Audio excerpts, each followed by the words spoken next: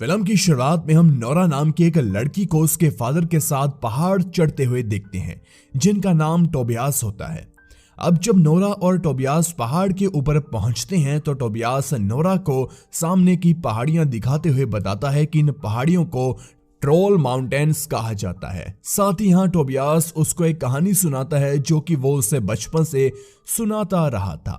वो बताता है कि हजारों साल पहले इस धरती पर ट्रोल्स हुआ करते थे जो कि बहुत ही विशाल क्रिएचर हैं। हालांकि तब वो इंसानों के साथ मिलजुल कर रहा करते थे। इसी तरह एक दिन जब कुछ ट्रोल्स किसी की शादी में गए थे तब उन्होंने काफी ज्यादा शराब पी ली थी और फिर जैसे ही सुबह होने पर उन पर सूरज की रोशनी पड़ी तो वो सभी पत्थर में बदलकर पहाड़ बन गए। मतलब कि सूरज की रोशनी से ट्रोल को हराया जा सकता है और टोबियास इन कहानियों पर विश्वास भी करता था। हालांकि नोरा ये सब सिर्फ कहानियां ही मानती थी, जिसके साथ ये सीन यहीं पर कट हो जाता है। अगले सीन में हमें पूरे 20 साल बाद का समय दिखाया जाता है, जहां हम कुछ लोगों को नॉर्वे के एक अनजान बीच पर खुदाई करते हुए देखते हैं। इन्हीं में हम नोरा को भी देखते हैं जो कि काफी ज्यादा मेहनत कर रही होती है। तभी नोरा का बॉस उससे आकर कहता है कि हमें यहाँ काम करते हुए 6 महीनों से ज्यादा का समय बीत चुका है पर हमें कुछ भी हासिल नहीं हुआ, इसलिए हमें यहाँ से अब चलना चाहिए। लेकिन जब उसका बॉस उसे ये सब कह रहा होता है तभी नोरा को वहां पर एक डायनासोर का फॉसिल मिलता है, जिसे देखकर नोरा समेत वहां सभी लोग खुश होते हैं। मतलब कि नोरा असल में एक पैलियोंटोलॉजिस्ट है जो कि एशियन फॉसिल्स वगैरह को ढूंढने और स्टडी करने का काम करते हैं। वहीं दूसरी तरफ हमें नॉर्वे का एक दूसरा हिस्सा दिखाया जाता है जहां पहाड़ों के बीच से कुछ लोग रास्ता बनाने के लिए धमाके कर रहे थे और तभी एक धमाके की वजह से मानो कोई चीज गहरी नींद से जाग गई हो।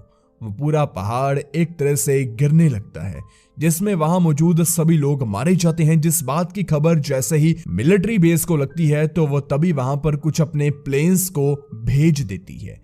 इसी के साथ पहाड़ों में हुई इस हलचल की खबर प्राइम मिनिस्टर को भी लगती है, जिस पर उनका एडवाइजर उन्हें सलाह देता है कि उन्हें इस जरूरी मीटिंग में एक पैलियोंटोलॉजिस्ट को भी बुलाना चाहिए, जिसके लिए पीएम मान जाती है और फिर एक हेलीकॉप्टर को नोरा को लेने के लिए भेज दिया जाता है। जिस दौरान नोरा को बताया जाता है कि यह नेशनल सेफ्टी से जुड़ा हुआ मामला है। जिसके बाद नोरा की मुलाकात एंड्रियास से होती है, जिस पर नोरा उसे इस तरह बुलाए जाने के लिए गुस्सा करती है, पर वो देखती है कि काफी लोग यहाँ एक मीटिंग को शुरू करने के लिए उसका इंतजार कर रहे थे। यहाँ पीएम भी मौजूद होती है। अब नोरा और बाकी सभी की मौजूदगी में वहां की फोटोज दिखाई जाती है जहां ये हादसा हुआ था और उसे देख नोरा बताती है कि ये जो बड़े बड़े गड्ढे हुए हैं ये असल में किसी क्रिएचर के पैरों के निशान की जैसे लग रहे हैं। साथ ही एक वीडियो में नोरा एक अजीब आकृति को भी देखती है जो कि बहुत ही बड़ी थी। साथ ही उसके 2 हाथ और 2 पैर भी थे। जिसके बाद हमें नॉर्वे के ओस्लो शहर में एक कपल अपने घर पर चाय पीते हुए दिखाए जाते हैं। तभी अचानक से उन्हें भूकंप का एहसास होता है, इसलिए दोनों अपने घर के बेसमेंट में छिप जाते हैं और तभी कोई चीज उनके घर को पूरी तरह से तबाह करती आगे निकल जाती है। अब क्योंकि यह घटना भी अजीब थी इसलिए एंड्रियास के साथ नोरा इस जगह पहुंचती है जहां पहले से ही मिलिट्री आ चुकी थी और यहाँ नोरा की मुलाकात क्रिस नाम के एक आर्मी ऑफिसर से होती है जो कि नोरा से बताता है कि उन्हें काफी बड़े बड़े पैरों के निशान पहाड़ों की तरफ जाते हुए देखे हैं, लेकिन करीब 20 किलोमीटर की दूरी के बाद वो निशान कहीं भी नहीं थे, जिस वजह से इन्हें समझ नहीं आ रहा कि आखिर इतनी बड़ी चीज अचानक से कैसे गायब हो सकती है। साथ ही वो कपल नोरा को बताते हैं कि वो जो भी चीज थी उसकी आवाज सुनकर ऐसा लग रहा था कि जैसे मानो कि वो रो रहा हो। हालांकि उन्होंने उस चीज को अपनी आंखों से नहीं देखा। जो बात सुनकर नोरा अब उसे क्रिएचर के पैरों के निशान का मुआयना करती है पर उसे कोई भी सुराग नहीं मिलता। लेकिन नोरा किसी भी कीमत पर जानना चाहती थी कि आखिर कौन है जो ये सब तबाही मचा रहा है। इसलिए वो एंड्रियास और क्रिस को लेकर अपने फादर टोबियास से मिलने के लिए जाती है जो कि नोरा और शहर से दूर पहाड़ों पर रहते थे, क्योंकि उनकी और नोरा की बिल्कुल भी बनती नहीं थी। लेकिन नोरा को यह अच्छी तरह से पता था कि इस सिलसिले में उसके फादर ही उसके काम आ सकती हैं। जिसके पास पहुंचते ही वो सब पर गन तान देते हैं पर जब वो नोरा को देखते हैं तो सभी को घर के अंदर आने देते हैं, जिन्हें नोरा वही सब चीजें बताती है और दिखाती है जो कि अब तक हुई है।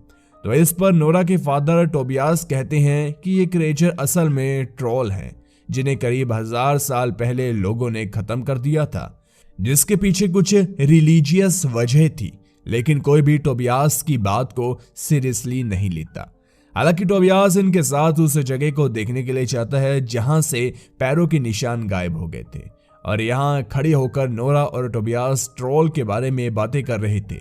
वहां उनके पीछे एक बड़ा सा मॉन्स्टर उठकर खड़ा होता है, जिसे अब तक ये लोग एक चट्टान समझ रहे थे। हालांकि ये लोग जल्द से उस जगह से हेलीकॉप्टर के जरिए निकल भी जाते हैं, लेकिन इससे शैतान की लाइव फुटेज क्रिस पीएम तक भिजवाता है, जिसमें उस मॉन्स्टर को देख सभी हैरान थे। हालांकि टोबियास काफी खुश था, क्योंकि उसका मानना था कि वो मॉन्स्टर नहीं बल्कि ट्रोल है, जो कि किसी को भी बिना मतलब के नुकसान नहीं पहुंचाते हैं।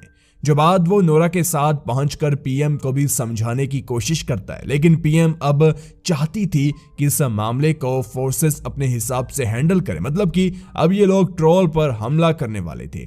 ये देख नोरा क्रिस से उन्हें भी अपने साथ इस ऑपरेशन पर ले चलने की विनती करती है, इसलिए वो उन्हें भी अपने साथ ले लेता है।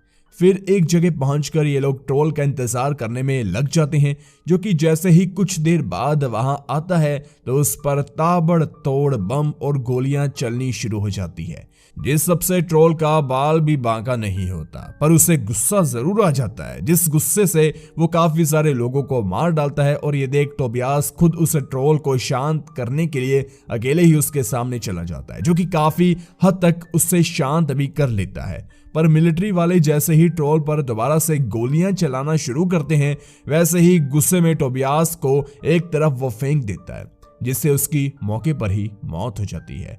पर वो मरने से पहले नोरा को रॉयल पैलेस जाने के लिए कहता है, जिसका मतलब वो समझ नहीं पाती। साथ ही ट्रोल भी वहां से चला जाता है। इसके बाद अगली सुबह नोरा ट्रोल के बारे में पढ़ती है, जिससे उससे पता चलता है कि ट्रोल्स पुराने समय में चर्च पर पत्थर मारा करते थे, क्योंकि उन्हें घंटियों की आवाज पसंद नहीं थी। इसलिए वो क्रिस के जरिए पीएम से ट्रोल को रोकने का एक और मौका मांगती है, जो कि पीएम उसे दे भी देती है। इधर ओस्लो शहर में ट्रोल घुस चुके थे, जिस वजह से वहां काफी अफड़ा तफड़ी मच जाती है। और तभी हम कुछ हेलीकॉप्टर्स को देखते हैं, जिनके नीचे बड़ी बड़ी घंटियां लगी होती है, जिनमें से एक में नोरा और क्रिस भी होते हैं। यहाँ हम देखते हैं कि घंटी की आवाज से ट्रोल को काफी तकलीफ हो रही थी, इसलिए वो उनमें से 3 हेलीकॉप्टर्स को चकनाचूर कर देते हैं। पर साथ ही वो इस दौरान एक बच्ची को भी बचाता है, जो देख नोरा और क्रिस दोनों ही हैरान थे, और ट्रोल उन्हें बिना कुछ किए वहां से वापस लौट जाता है।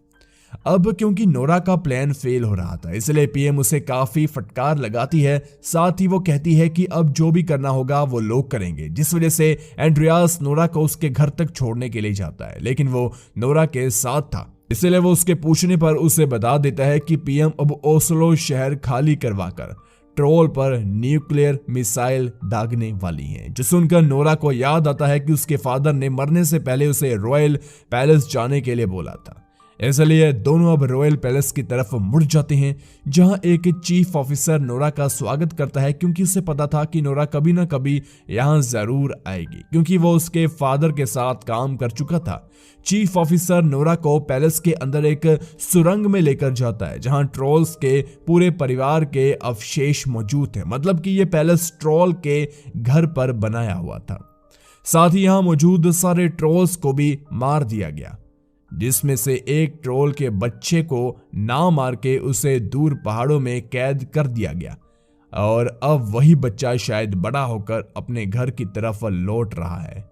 यहाँ नोरा को यह भी पता चलता है कि यूवी लाइट की मदद से ट्रोल को रोका जा सकता है, क्योंकि सूरज की रोशनी पड़ते ही वो पत्थर के बन जाते हैं। हालांकि दिन के उजाले में उन्हें कुछ भी नहीं होता, इसलिए नोरा क्रिस से बड़ी बड़ी यूवी लाइट लेकर एक खाली जगह पहुंचने के लिए कहती है। साथ ही एंड्रियास एक लेडी से सिस्टम को हैक करने के लिए कहता है, ताकि वो लोग ट्रोल पर मिसाइल ना दाग पाए। जिसके बाद ये लोग किसी तरह ट्रोल को अपने पीछे लगाकर उस जगह ले आते हैं, जहां क्रिस सारी यूवी लाइट्स को जला देता है, जिससे ट्रोल रुक जाता है, क्योंकि उसे तकलीफ हो रही थी। हालांकि नोरा उसकी तकलीफ को देख नहीं पाती और सभी लाइट्स को जाकर बंद कर देती है।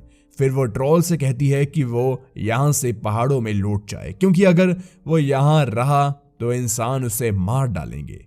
यहां हम देखते हैं कि ट्रोल भी शांत हो चुका था, पर तभी सुबह हो जाती है और सूरज की रोशनी पड़ने की वजह से ट्रोल एक पत्थर की चट्टान में बदल जाता है, जिसके बाद पीएम नोरा को यह सब शांति से निपटाने के लिए शाबाशी देती है। इसके बाद पोस्ट क्रेडिट सीन में हम पहाड़ों से एक और ट्रोल को उठते हुए देखते हैं, मतलब कि और भी ट्रोल्स अभी पहाड़ों में जिंदा हैं, जिसके साथ ये मूवी यहीं पर एंड हो जाती है।